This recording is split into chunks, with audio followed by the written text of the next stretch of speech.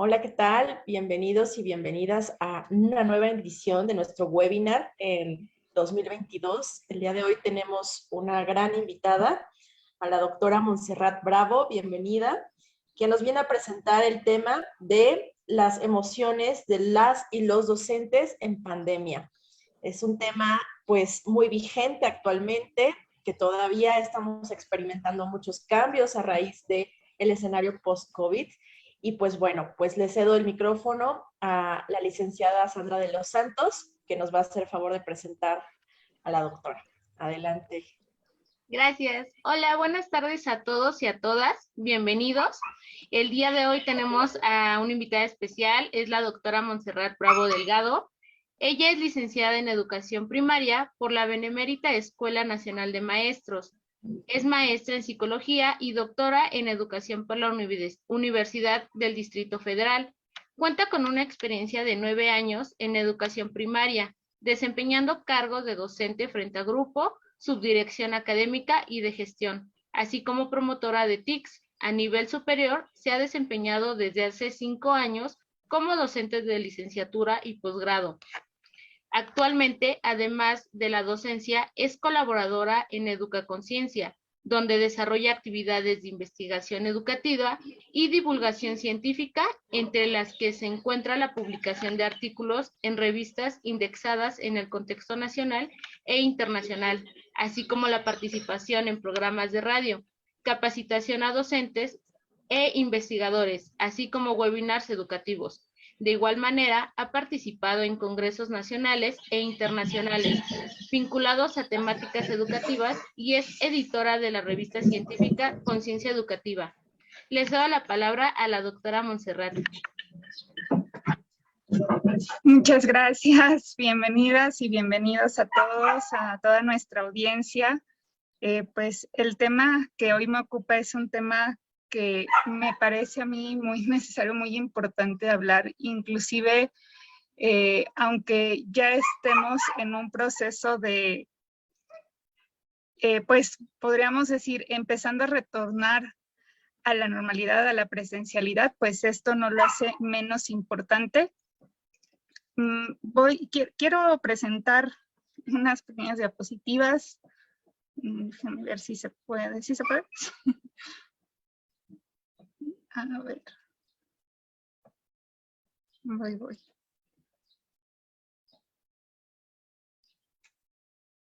Parece ser que no me deja.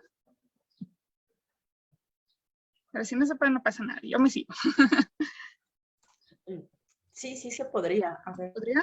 Pues, ya le di, pero me dice que no. Que estoy deshabilitada. Pero bueno, yo voy arrancando y bueno, ahorita le seguimos intentando a ver si es que se puede.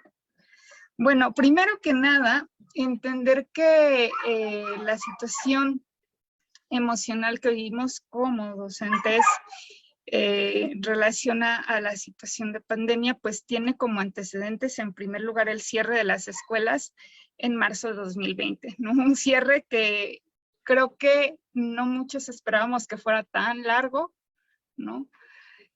Ya se tenía alguna experiencia previa con la pandemia H1N1, pero no había sido tanto tiempo, ¿no? Y esto supuso implementar una estrategia de educación a distancia donde tuvimos que migrar todos nuestros entornos educativos a ambientes virtuales, lo que a los docentes les supuso un proceso de adaptación, ¿no? Retomo aquí, por ejemplo, datos también de la encuesta nacional a docentes ante el COVID-19 que se hizo en 2020, y en esta encuesta se reveló pues que los docentes desplegaron varias herramientas tecnológicas para apoyar el aprendizaje a distancia. Se hizo uso, por ejemplo, de plataformas educativas, de herramientas como Meet, herramientas como Zoom, ¿no? Muchos docentes tuvieron que incorporar pues a sus dinámicas de clase también herramientas para el apoyo de la clase, ¿no? Páginas para desarrollar actividades con sus alumnos, para evaluar, ¿no? Para crear contenido. Y los docentes manifestaron tantos sentimientos positivos como negativos ante la posibilidad de ser acompañados a distancia. Aquellos que tenían un mayor rango de edad, pues serían quienes presentaron mayor indecisión ante el acompañamiento, ¿no? Déjenme ver si ya se puede.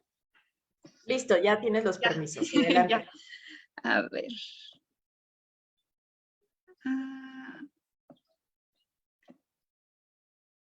Creo que ahí está. Sí, ¿verdad? Ya la vemos.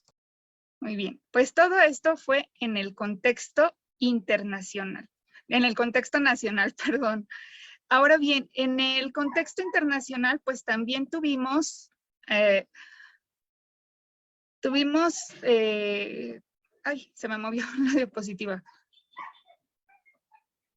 Ahí está. También hay referentes sobre información por parte de organismos internacionales en relación al cuidado de la salud mental por parte de los docentes. Por ejemplo, la Organización Mundial de la Salud, la Organización Panamericana de la Salud, destacaron que era muy importante el que se cuidara la salud, no solamente de los docentes, sino del público en general, y pusieron a disposición varios recursos para apoyar tanto a profesionales de la salud como al público en general, ¿no? Recursos que a la fecha están disponibles y que pues son bastante enriquecedores en este sentido, ¿no? Por su parte, la UNESCO, ya más enfocada en el ámbito educativo, en una carta que publican en 2020, enfatizan la importancia de apoyar en general a docentes y al personal educativo, pero ese apoyo no solamente lo ven desde la cuestión de la comunicación o desde la cuestión pedagógica, ¿no? Desde la organización, sino que también lo centran en el desarrollo de competencias socioemocionales por parte de los docentes. Y lo importante es que ellos tengan tanto recursos para, en primer lugar, gestionar sus propias emociones, como también para acompañar a sus alumnos, ¿no? En el sentido de que contar con estas competencias les va a permitir gestionar su propio bienestar y gestionar el de los alumnos que tienen a su cargo. Ahora vamos a hablar de algunos aspectos claves en relación a la cuestión de las emociones del docente, ¿no? En primer lugar, ¿qué entendemos por emociones? Las emociones pues han sido definidas de diferentes formas, algunos como procesos, algunos como experiencias. Un concepto que yo rescataría es de estas reacciones psicofisiológicas ante una situación que nos es relevante desde el punto adaptativo, es decir, ante una situación, por ejemplo, de peligro, por ejemplo, de éxito o de novedad, ¿no? Estas emociones, estas reacciones incluyen, en primer lugar, una expresión afectiva, ¿no? Podemos decir, me siento feliz, me siento alegre, ¿no?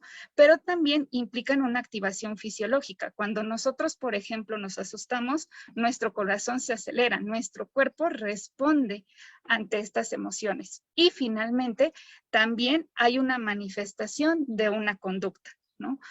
Tomando como ejemplo esta situación del miedo, la emoción del miedo puede detonar una conducta de evitación, es decir, el buscar alejarme de la situación que me está generando miedo, ¿no? Y ahora bien, las emociones, algo que quiero aclarar es que no son como tal ni positivas ni negativas, es decir, no son buenas o no son malas, ¿sale? Todas las emociones cumplen una función. Nos permiten, por ejemplo, adaptarnos en el sentido que nos permiten responder o anticiparnos ante una situación. Nos permiten también generar una motivación hacia una tarea, ¿no? O hacia una meta. Y nos permiten comunicarnos con el otro y entender a la otra persona. Sin embargo, sí se pueden percibir de forma positiva o negativa dependiendo la persona. ¿Sale? Pero esto no significa que, por ejemplo, experimentar miedo o ira sea algo malo. Todas las emociones son necesarias, todas las emociones cumplen una función. El miedo, por ejemplo, cumple la función de decirnos que queremos protegernos de algo, que estamos ante una situación que nos representa peligro y que nos queremos proteger. La ira nos permite marcar límites ante situaciones con las que no estamos de acuerdo, ¿no? La alegría nos lleva a identificar qué situaciones queremos que se repitan, ¿no? Qué conductas queremos que se repitan. Ahora bien, el hecho de que haya emociones que nos generen un conflicto tiene que ver en gran medida con nuestras habilidades socioemocionales. Las habilidades socioemocionales son todos esos recursos que tenemos a nivel personal y social para gestionar nuestras emociones, ¿no? En primer lugar, una de las habilidades o competencias emocionales que se llevan primero a nivel personal es la habilidad para ser consciente de nosotros mismos. ¿Qué tanto podemos reconocer nuestras emociones, ser consciente de la emoción que una situación determinada me está manifestando? A veces esto nos cuesta trabajo, a veces no sabemos qué estamos sintiendo como tal. Sabemos que estamos sintiendo algo o sentimos varias emociones al mismo tiempo y no sabemos exactamente qué sentimos y por qué, ¿no? Otra habilidad tiene que ver ya, bueno, ya reconocí la emoción, ya sé por qué la estoy sintiendo, ahora, ¿qué hago con ella? ¿No? La capacidad de autogestionar nuestras emociones. El expresar nuestras emociones es positivo, el saber cómo expresarlas es necesario, ¿no? También en qué momento expresarlas y de qué manera. Esto nos lo da la capacidad que tenemos de autogestión de nuestras emociones. Por otra parte, ya en una dimensión social también tenemos, es importante desarrollar la conciencia social. Esta cuestión de la empatía, de reconocer las emociones en los otros y de gestionar las relaciones, los vínculos afectivos que establecemos con otro. El poder contar con herramientas socioemocionales que nos permitan gestionar todas las experiencias que vamos viviendo, ¿no? Los retos que se nos presentan, las nuevas vivencias, ¿no? Las situaciones desafiantes, emocionantes, todo esto nos va a ayudar a cuidar de nuestra salud mental, ¿sale? Recordemos que la salud definida por la OMS es ese estado de bienestar físico, mental y social, que no solamente se limita a la ausencia de la enfermedad, ¿no? Es decir, no necesariamente o no únicamente si yo tengo una enfermedad o tengo un trastorno físico o mental, está comprometida mi salud, ¿vale? Sino que la salud mental va más allá de eso, implica alcanzar este estado, ya en particular caso de la salud mental, un estado en el que la persona se dé cuenta de sus propias aptitudes, sepa que puede afrontar las situaciones que se le presentan en su vida cotidiana y las presiones normales que se dan en su día a día, ¿no?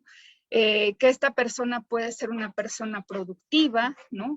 Puede trabajar de forma fructífera y puede ser capaz de contribuir a la sociedad. Y esto ya va, si nos damos cuenta, más allá de simplemente no tengo ningún trastorno mental y entonces estoy sano, ¿no? Sino que implica algo más. ¿Sí?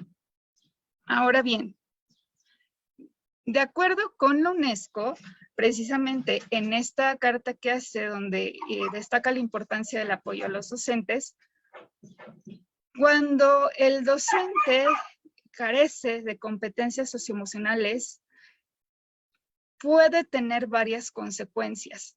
La primera de ellas es el estrés, que el estrés, recordemos, es esta experiencia o esta experiencia emocional que sentimos cuando la situación rebasa los recursos que tenemos para enfrentarla, ¿no? Y así como esta, pues puede detonarse otros problemas u otros trastornos mentales, ¿vale? Por ejemplo, una experiencia de estrés crónica puede derivar en un síndrome de burnout, ¿no?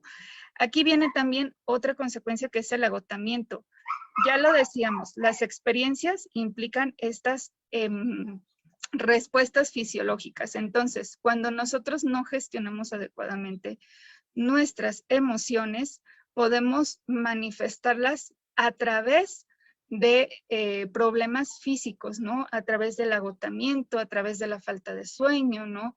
Enfermedades de la presión, alteraciones, perdón, de la presión, ¿no? Y bueno, otro tipo de enfermedades, colitis, gastritis. Nuestro cuerpo siempre va a hablar y va a expresar nuestras emociones, aunque nosotros conscientemente no las reconozcamos o no las expresemos. De hecho, el reprimir nuestras emociones puede afectar gravemente nuestra salud física. Ahora, ya entrando en el plano educativo, pues esta falta de competencias socioemocionales también puede derivar en una mala calidad de la enseñanza. Esta frase, que en lo particular no me gusta, que dicen, deja tus emociones fuera del aula de clase, pero el profesor no por entrar en clase deja de ser persona, ¿no? Y lógicamente que si está viviendo una situación que le está conflictuando, pues eso se refleja en su labor docente, ¿no? Esto puede llevarnos también a problemas como el ausentismo, el ya no querer dar clase, el ya no querer pararnos frente al grupo y entonces empiezo a faltar porque hoy no me desperté con ganas o porque precisamente por todas estas consecuencias a nivel físico, pues empezamos a enfermarnos y esto implica que nosotros estemos ausentándonos de nuestras clases. O en definitiva, que en algún momento decidamos que ya no queremos dar más clases y que abandonemos, ¿no? Se abandone la labor docente. Ahora bien, durante pandemia, yo aquí voy a compartirles algunas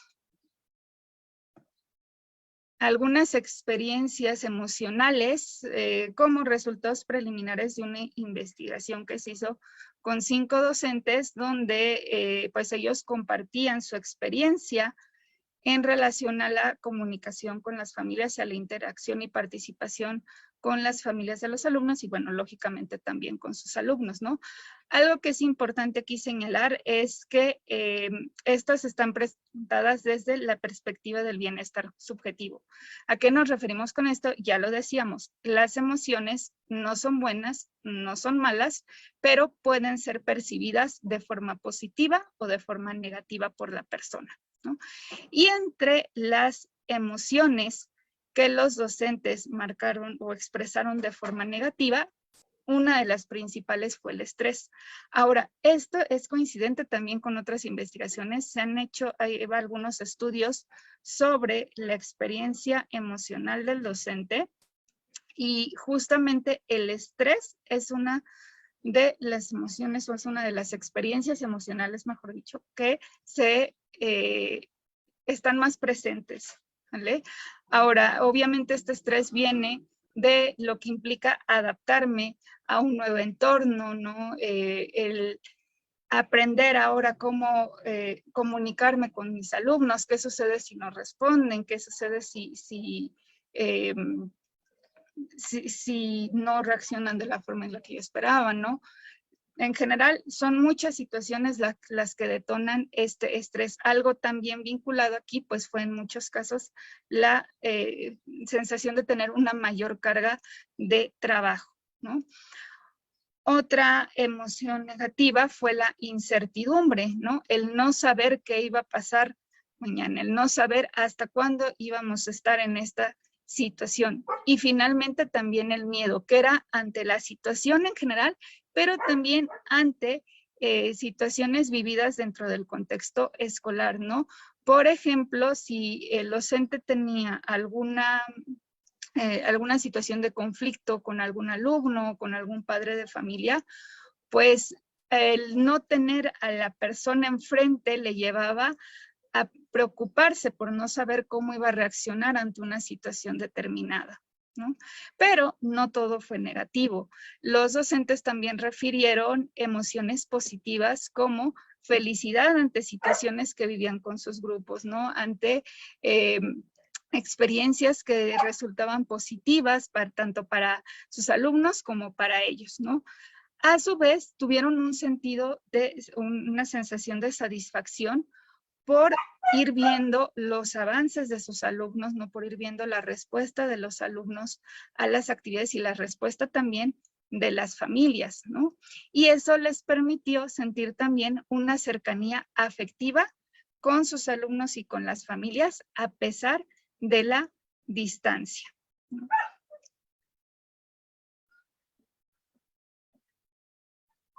Ahora bien, es importante señalar que, como ya decíamos, no por el hecho de que ya estemos retornando a la presencialidad, pues esto implica que la situación ha dejado de ser desafiante para el docente.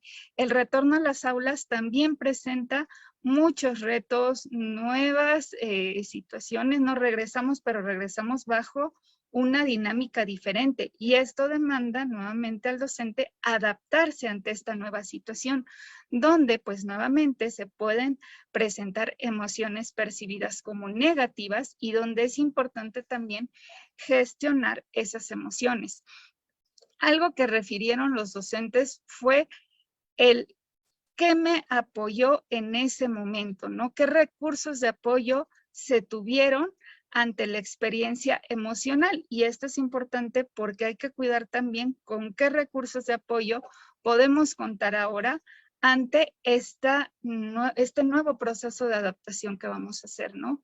Por una parte, un elemento muy importante fue la cuestión del apoyo familiar durante la pandemia, ¿no? El sentir a la familia cerca, el que, no sé, papá, mamá, esposa, pareja, le pudieran compartir, a llevar algún alimento al docente, por ejemplo, mientras daba las clases, ¿no? Que los escucharan, pues fuese apoyo y esa contención que dio la familia del docente en el momento de pandemia, pues que sin duda sigue siendo muy importante. Algo también fue el sentirse en un entorno seguro, ¿no? Esta percepción de mi hogar como un entorno que me cuida, donde un entorno que me hace sentir seguro, ¿no? El saber que aquí estoy protegido y que no tengo que salir, no tengo que exponerme, ¿vale? Y bueno, finalmente, el uso de herramientas para gestión de las emociones. Algunos docentes sí nos compartieron que pues tuvieron la oportunidad de tener el apoyo por parte de algunos especialistas, si bien más orientados hacia las necesidades de los alumnos, pues las herramientas que les compartieron también les ayudaban a gestionar sus emociones. Y aquí mencionaron, por ejemplo, la cuestión de la meditación, ¿no? Para algunos fue pues muy significativa, otros fue el hacer ejercicio, ¿no? Todo lo que les permitía pues atender, escuchar sus emociones y gestionarlas.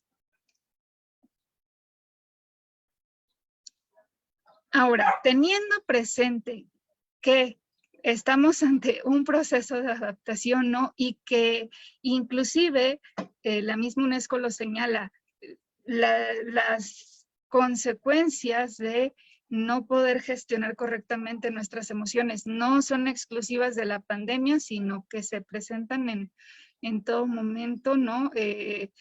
Y que pueden estar presentes en la labor cotidiana del docente. Aunque retornemos la presencialidad por completo, pues es importante tener presentes algunas recomendaciones para el cuidado de la salud mental.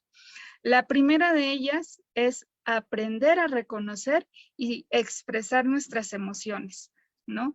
El saber que las emociones no han de reprimirse. Reprimir una emoción no nos ayuda a gestionarla. Si bien tal vez no en todos los momentos podemos expresar lo que sentimos, y es importante tener estos espacios y tener personas con las cuales compartir lo que sentimos, ¿no?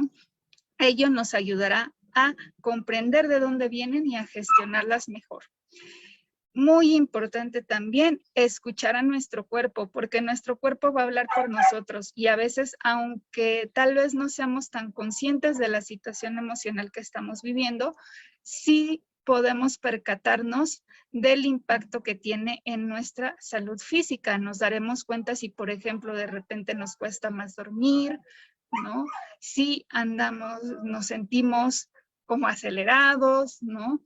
El cuerpo va a decirnos cuando algo no ande bien, aunque nosotros aún no lo reconozcamos, ¿vale? También es necesario tener espacios de cuidado y con nosotros mismos, de contacto, perdón, con nosotros mismos. Cuando nosotros estamos bajo una situación estresante, a veces derivado de la carga de trabajo, tendemos a descuidar estos espacios de cuidado, ¿no? Y a no darnos tiempo para nosotros. Entonces es importante que nos demos espacio para también reflexionar, para escuchar nuestras emociones y también para cuidarnos, ¿no? Y bueno, aquí es importante que también cada persona pues reconozca de qué manera se puede cuidar, ¿no? ¿Qué es lo que le funciona? Hay personas que la meditación les ha ayudado mucho, ¿no? Habrá personas que tal vez no se sientan cómodos meditando o no los ponga en contacto con sus emociones, necesitan, no sé, salir a caminar, ¿no? O necesitan simplemente escuchar música. Es importante que reconozcamos cuáles son estos espacios desde los cuales podemos cuidarnos y entender que no hay una sola forma de hacerlo, ¿sale? El alimentarme bien, por ejemplo, el dormir a mis horas, el no desvelarme, también son prácticas de cuidado, ¿no? El decir, hasta aquí llego, hoy ya no puedo más, necesito descansar, pues también es parte de este autocuidado, ¿no? Y finalmente, pues es muy importante formar redes de apoyo y pedir ayuda, ¿sale? Esta cuestión de las redes de apoyo, por ejemplo, se puede trabajar también entre colegas, entre docentes, no necesariamente que trabajen en una misma institución educativa, pero tener contacto con personas que saben por lo que estamos viviendo, ¿no? Que pueden entender nuestros problemas o las situaciones a las que nos enfrentamos. Eso es algo, pues, que nos ayuda mucho a contenernos, ¿no?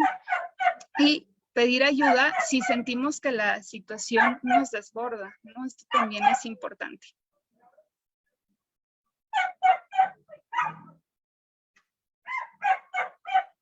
Ahora bien, es importante señalar también que existen páginas de apoyo si es que alguna persona, alguien aquí en nuestra audiencia necesita, tiene que atender una situación emocional que ya lo ha desbordado, ¿no? Están, por ejemplo, de forma gratuita la Línea de la Vida, que ahí están los datos de contacto, y la Clínica de la Salud Mental del UNAM, que hasta donde revisé, en este momento es gratuita, ¿no? Y la atención se da en línea, pero pues que una vez que se retorne a la atención de forma presencial, va a haber simplemente una cuota de recuperación.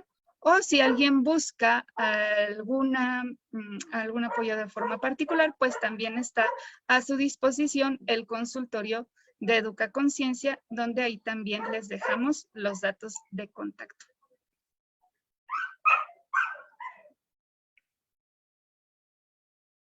Y bueno, pues con esto estaríamos finalizando. A mí me gustaría saber si tienen alguna pregunta.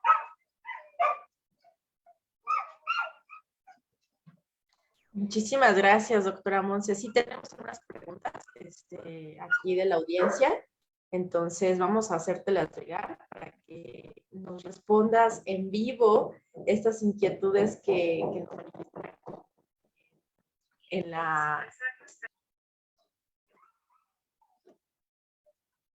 Ay, perdí el audio.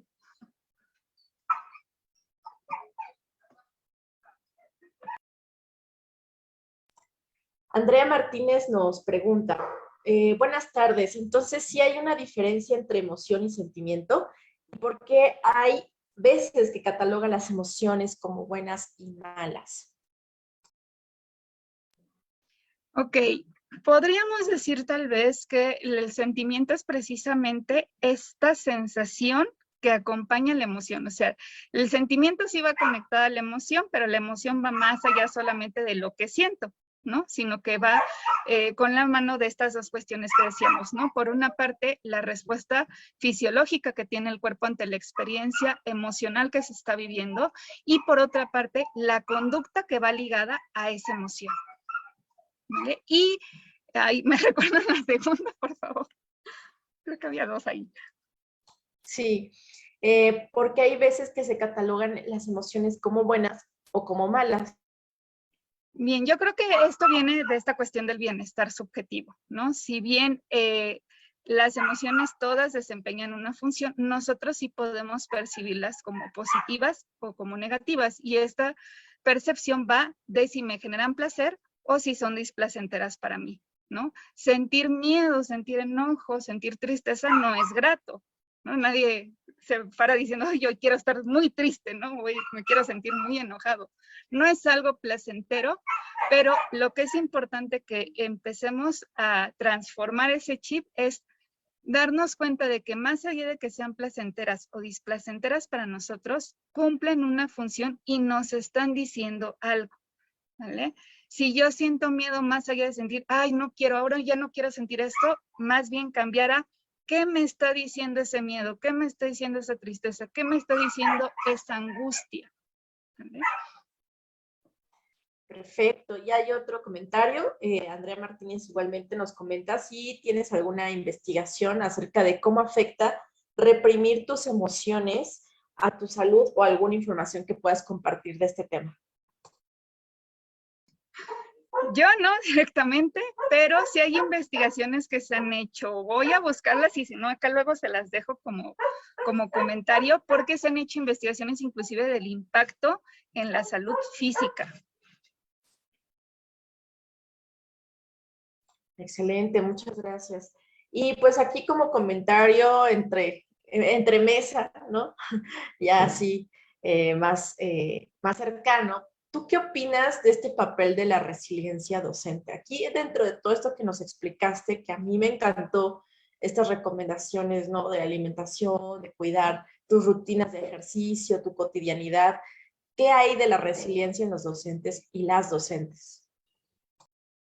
Pues yo creo que la resiliencia es algo que no hay que dejarlo al azar, ¿no? O sea, la resiliencia es esta capacidad que tenemos los humanos para sobreponernos ante una situación difícil, pero además para crecer a partir de ella, ¿no? Y las personas somos muy resilientes, pero también creo que es importante que le ayudemos, ¿no? Que le ayudemos, que le echemos la manita a esa capacidad de resiliencia ya natural que tenemos, ¿no?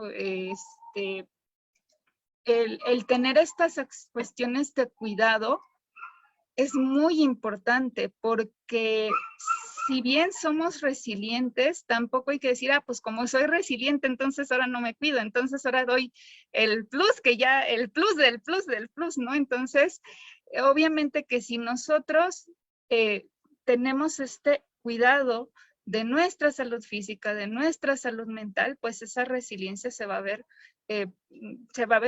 fortalecida, ¿no? Y también entender que tampoco somos seres aislados, somos seres sociales, entonces también generar estas redes de apoyo es muy importante, porque si bien como individuos somos resilientes, pues también como grupos sociales somos resilientes, ¿no? Podremos decirlo en el contexto de los docentes, también como escuela somos resilientes y eso nos fortalece, ¿no? Comentábamos en algún momento con alguna compañera de una universidad, a veces simplemente el echarte una llamada y decirte, fíjate que me pasa esto y esto y esto, y decíamos ahí, hacer catarsis, ya nos ayuda, ¿no? Ya nos ayuda a no quedarnos con ese enojo, con esa frustración o con esa angustia. Y esto nos permite saber, bueno, ok, ya le di salida, ahora ¿qué hago a continuación, ¿no? De entender de dónde viene eso y ahora, ¿qué hago para trabajar con eso que me está detonando esa emoción displacentera? Claro, y entonces estamos comentando aquí, Sandy, no sé si tú quieras hacer una pregunta aquí al tema. Sí, claro. Pues con toda esta pandemia que se vivió, pues se cambió muchos aspectos educativos y si uno como estudiante o como ajeno a ser maestro, vivimos diferentes emociones. No sé si nos podrías mencionar cuál fue una de las emociones que vivieron mayormente los y las maestras en esta atención virtual. Mayormente y contrastado con otros estudios, el estrés, ¿no? la cuestión del estrés estuvo muy presente por lo que implicaba adaptarse a una nueva situación, ¿no? Y es que adaptarse no solo era, pues me llevo la clase allá y nos conectamos y ya, o sea, todo lo que esto implicaba, aprender a usar el recurso, pensar ahora cómo transformo mi práctica educativa en un contexto. Y si yo era mucho de trabajar cuestiones manuales y en forma colaborativa, pues ahora cómo le hago para llevarme eso al entorno virtual, ¿no? Buscar otros recursos, saber que aprender nuevas habilidades, pues todo esto implica un desafío en donde pues muchas veces el docente se sentía rebasado, ¿no? Al margen, pues lo que implicaban nuevas tareas, pero ahora o las mismas tareas, pero desde un contexto diferente. Por poner un ejemplo, ¿no? Si antes a lo mejor el docente se llevaba 15 minutos revisando los trabajos de sus alumnos y le hacía las observaciones ahí en cortito, pues ahora te tienes que aventar a revisarlo en el programa, ¿no? A estar viendo los trabajos, a ponerles comentario, y el trabajo se multiplicaba, ¿no? Entonces, todo este tipo de situaciones, las nuevas demandas, los procesos de adaptación, supusieron un estrés muy profundo para el docente, ¿no? En el sentido de las emociones percibidas como negativas. Ahora, dentro de lo positivo, creo que algo que se repitió bastante, que lo mencionaron bastantes docentes, fue esa sensación de satisfacción de lo vamos logrando, ¿no? Nos costó, pero vamos pudiendo, los alumnos van respondiendo, ¿no? El valorar esos avances que ellos tenían, el darse cuenta de que pues podían lograr cosas también bajo estos nuevos contextos, ¿no?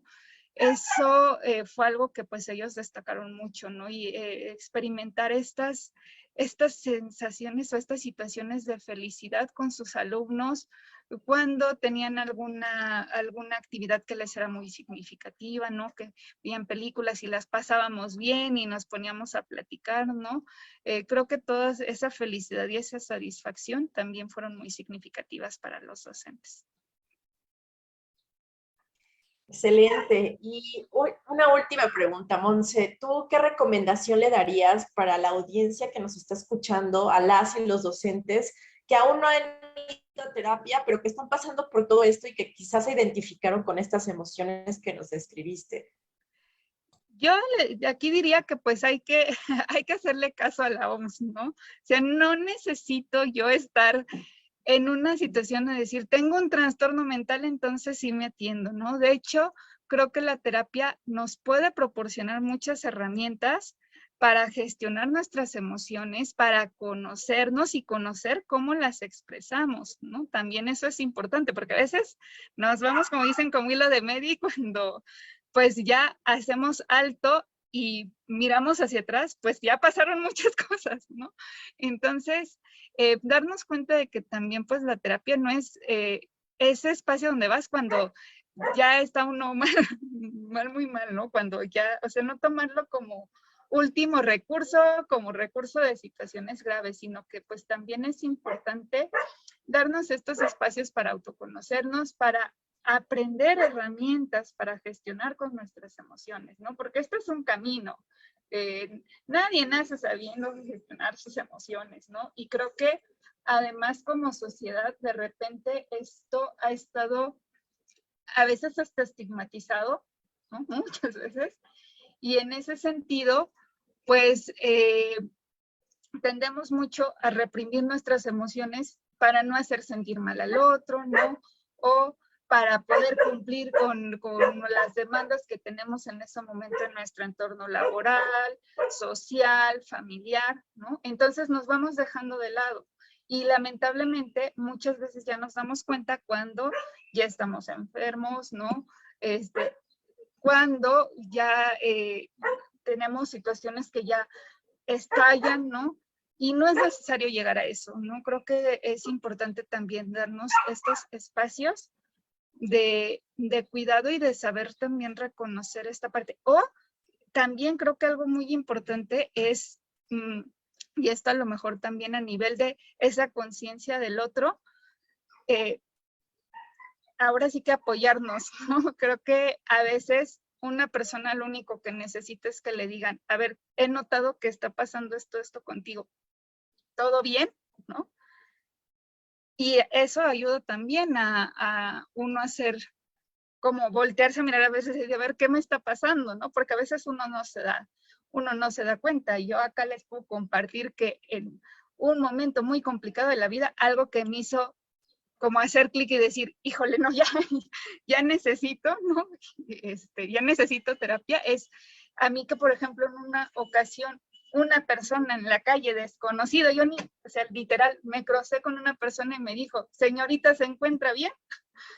Y no me conocí, yo no estaba pasando, no estaba en ningún problema, yo simplemente estaba viviendo un momento de mucha ansiedad, ¿no? Pero el hecho de que otra persona me mirara y viera lo que yo en ese momento no estaba viendo, a mí me ayudó a hacer este autorreconocimiento y decir, ok, algo está pasando y necesito trabajarlo, ¿no? Necesito atenderlo. Entonces eso también es una forma de cuidarnos también entre todos.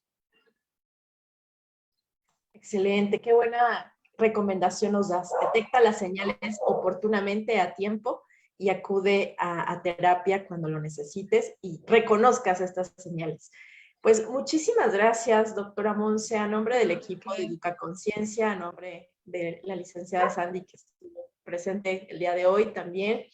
Pues te agradecemos este espacio y les recordamos que pues tenemos una programación completa para todo el año, lleno de webinars, y un anuncio ahí espectacular que tenemos para ustedes. Es la segunda temporada en Radio Más, en Educaconciencia, así que síganos en redes sociales, en Instagram para nuestras dinámicas de concurso, y pues bueno, pues les mandamos un fuerte abrazo. Gracias por este espacio y nos vemos en la próxima edición de nuestro webinar.